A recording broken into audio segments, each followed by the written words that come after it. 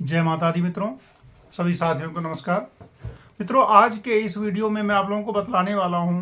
कि विवाह से रिलेटेड क्या क्या समस्या आती है और विवाह से रिलेटेड कुंडली में जो समस्या होती है उसको हम कैसे पहचान सकते हैं, उसका निराकरण कैसे कर सकते हैं, उसका समाधान कैसे कर सकते हैं। देखा गया है कि आज के डेट में सबसे बड़ी जो समस्या हो गई है वो विवाह को लेकर के है। शादी करना चाहते हैं, शादी हो नहीं रही, रिश्ता बनते बनते बिगड़ जाता है, रिश्ते के लिए जाते हैं, हो नहीं पाता है, माता पिता परेशान है, लड़का लड़की परेशान है, कभी मंगल दोष ने बाधा दे रखी है, कभी शनि ने बाधा दी हुई है, और किसी न किसी प्रकार से कभी ऐसा भी हुआ है कि मन में ही इच्छा नहीं होती है कि अभी हमें शादी करनी है। तो ये सारी चीजें ज्योतिषीय कारण से होती है, और आपकी अगर कुंडली में इस तरीके के योग हैं तो किसी न किसी प्रकार से विवाह में बाधा आएगी, विवाह में विलंब होगा, विवाह में डिले होगा, और हर प्रकार से ऐसे सरकमस्टेंसेस बनते हैं जिससे आप विवाह से दूर होते चले जाते हैं। तो अब बात यह है कि आखिरकार हम अपनी कुंडली को कैसे देखें, अपनी कुंडली में कैसे हम पता करें कि हमारी कुंडली में इस प्रकार का योग बना हुआ है जिसकी वजह से शादी में देरी होगी, और उसका हमें क्या उपाय करना होगा ताकि विवाह से रिलेटेड जो भी समस्या हमारे लाइफ में है, कुंडली में है, वो सारी चीजें दूरी हो जाए। सबसे पहली बात, अगर कुंडली को अगर हम देखें तो आप जानते हैं कि जो 7th हाउस होता है, 7वां घर, वो शादी का होता है, विवाह का होता है, जीवन साथी का होता है। और अगर 7वें घर में अगर किसी भी वक्री ग्रह का संबंध बन गया, कैसे बनेगा? 7वें घर में कोई वक्री ग्रह बैठा हुआ हो, 7वें घर पर किसी वक्री ग्रह की दृष्टि हो, 7वें घर के मालिक पर किसी वक्री ग्रह की दृष्टि हो, या फिर 7वें घर का जो लॉर्ड है वो किसी वक्री ग्रह के साथ कहीं पर बैठा हुआ हो, किसी न किसी प्रकार से 7वें घर का अगर वक्र प्लैनेट से अगर संबंध बनता है तो निश्चित रूप से शादी में विलंब होता है। यह शादी का विलंब जो होता है वो अनावश्यक होता है, ये भी नहीं होता है कि कोई बड़ा कारण नहीं होता, अनावश्यक शादी में विलंब होता चला जाता है, रिश्ते बनेंगे ही नहीं, आप हमेशा परेशान रह जाते हैं और काफी लंबी परेशानी होती है। दूसरा कारण जो होता है, अगर वो मंगल दोष है आपकी कुंडली के अंदर, यानी कि मंगल अगर खासकर चौथे, 7वें और 12वें घर में है तो निश्चित रूप से यह भी शादी में विलंब का योग बना देता है। तो आप अपनी कुंडली को देख सकते हैं कि वक्री ग्रह कौन सा है। अगर सूर्य से 5वें घर से ज्यादा दूरी पर कोई भी प्लेनेट है तो वो वक्र हो जाता है, और आप अगर अपना हॉरोस्कोप निकाल के देखें तो उसमें सभी प्लेनेट के आगे लिखा हुआ रहता है, तो जो वक्री ग्रह है तो हिंदी में वो लिखा हुआ रहेगा, और अगर इंग्लिश में अगर हॉरोस्कोप आपका है तो उसके आगे रेट्रोग्रेड यानी कि आर लिखा हुआ है। तो आप ये देख सकते हैं कि अगर 7th हाउस में अगर कोई वक्री ग्रह बैठा हुआ हो, 7th हाउस को कोई वक्री ग्रह देख रहा हो, 7th हाउस के लॉर्ड को अगर कोई वक्री ग्रह देख रहा हो तो शादी में विलंब का योग बनता है, मांगलिक योग हो तो भी। तीसरा योग होता है कि लड़कों की कुंडली में, यानी कि जो पुरुष की कुंडली में जो दाम्पत्य का जो कारक होता है वो शुक्र होता है, वीनस। वीनस अगर सूर्य से, चंद्र से और शनि से प्रभावित हो जाए, यानी कि शुक्र अगर सूर्य, चंद्र, शनि के साथ बैठा हो या फिर उनसे दृष्टि पा रहा हो, तब भी विवाह का विलंब का योग बड़ा वाला बनता है। और इस परिस्थिति में भी अगर शुक्र आपका पीड़ित हो गया, अगर शुक्र किसी पुरुष का पीड़ित हो गया तो शादी में ऐसे व्यवधान उत्पन्न करेगा, ऐसी परिस्थिति बना देता है कि आपको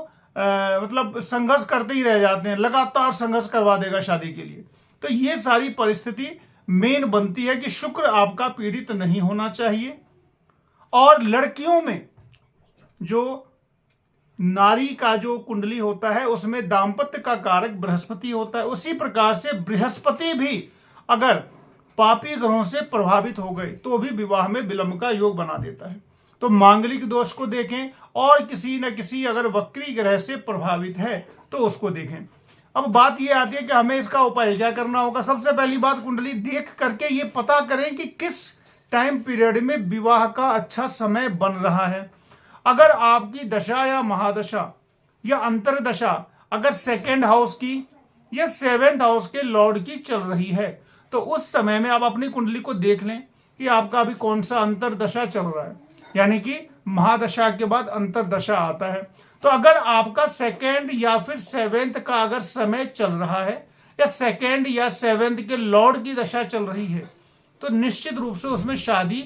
होने की जो प्रोबेबिलिटी होती है वो बढ़ जाती है। उस समय में अगर आप इनका उपाय जो भी करते हैं, अब जो उपाय है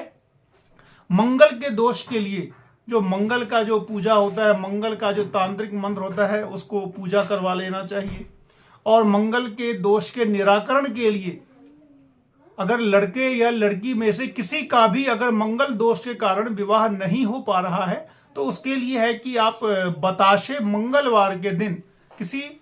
बहते जल में बहा दें, तो मंगल का दोष काफी कम होगा। दूसरा है कि मंगल के लिए आपको जो मंगल का जो मंत्र है वो जाप करवा लें। ये दो हो गया। शनि के लिए अगर शनि देव अगर वक्री ज्यादातर रहते हैं, सबसे ज्यादा अगर प्लेनेट कोई वक्री रहता है तो वो शनि देव रहते हैं, और शनि देव की अगर सेवेंथ हाउस या सेवेंथ हाउस के लॉर्ड पर अगर दृष्टि पड़ जाती है या शनि देव खुद ही सेवेंथ हाउस में आकर के विराजमान हो जाते हैं, तो विवाह का जो प्रतिबंध योग लगा देते हैं, यानी कि विवाह में आपको हर तरह से समस्या आएगी। इसके लिए शनि देव का जो भी पूजा पाठ आप जानते हैं कि शनि का जो मंत्र है ओम शम शनश्चराय नमः वो करें, और भोले बाबा की पूजा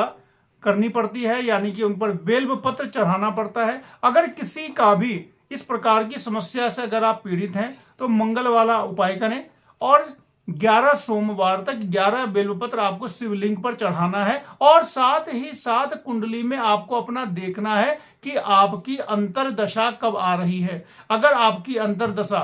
सेवेंथ हाउस की या सेकेंड हाउस के लॉर्ड की अगर चल रही है, तो उस समय में आप अपना ये सारा काम करें, और निश्चित रूप से आपका जो विवाह का जो व्यवधान है वो दूर हो जाएगा। और केवल इतने कर लेने से, और सबसे बड़ी बात यह है कि ज्योतिष में अगर आपने अपनी समस्या को पकड़ लिया तो आधा निराकरण वहीं हो जाता है।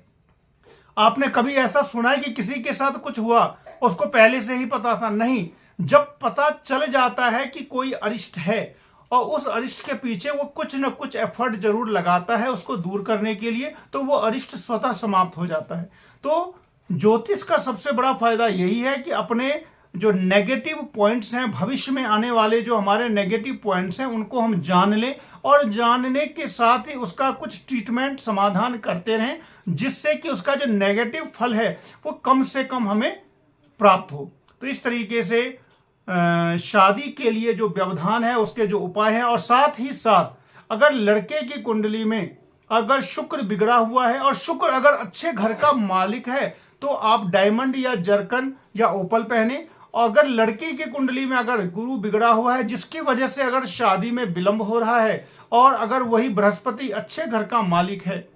तो आप पुखराज धारण करें। और इन सारे उपायों के कर लेने से, साथ ही साथ अगर प्रॉपर कुंडली दिखला लेते हैं, तब तो एग्जैक्ट समय भी बतला दिया जाता है कि इस समय में शादी हो जाएगी, और एग्जैक्ट क्या आपको करना पड़ेगा। केवल 1 या 2 उपाय ही करने होते हैं, लेकिन उसमें समय निकल के आता है। समय जब निकल के आ जाएगा, जब आपका समय आ जाता है, उस समय अपने आप सारी जो सिचुएशन होती है वो अच्छी हो जाती है। तो इस तरीके से विवाह को लेकर के काफी समस्याएं हैं समाज में, और हर तरह की दिक्कत है। अगले नेक्स्ट एपिसोड में वीडियो में मैं आप लोगों को बतलाऊंगा कि लव मैरिज का योग कब और कैसे बनता है, किन परिस्थितियों में बनता है। अगर लव मैरिज योग हो तो वो आखिरकार कहां पर शादी करवाता है, किस प्रकार से करवाता है, घर वाले कैसे सहयोग करते हैं या असहयोग करते हैं, उस सारी बातें उसमें मैं बतलाऊंगा। लाइक शेयर सब्सक्राइब जरूर करें। मिलते हैं फिर नेक्स्ट वीडियो में।